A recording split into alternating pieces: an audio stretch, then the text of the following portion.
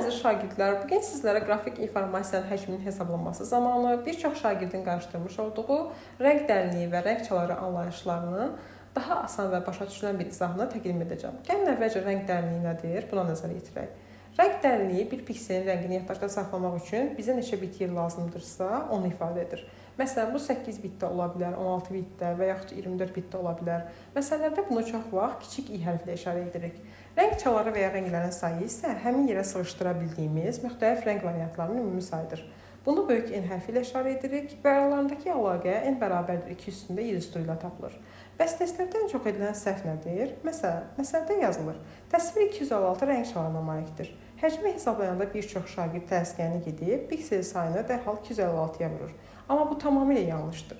Çünki 256 rəng dərliyi deyil, rənglərin ümumi sayıdır. Yəni bizdə verilən 256 böyük N-dir. Bizə isə düstur üçün rəng dərliyi, yəni I lazımdır. 256 ədədi 2-nin üstü 8 olduğu üçün deməli rəng dərliyimiz 8 bitdir.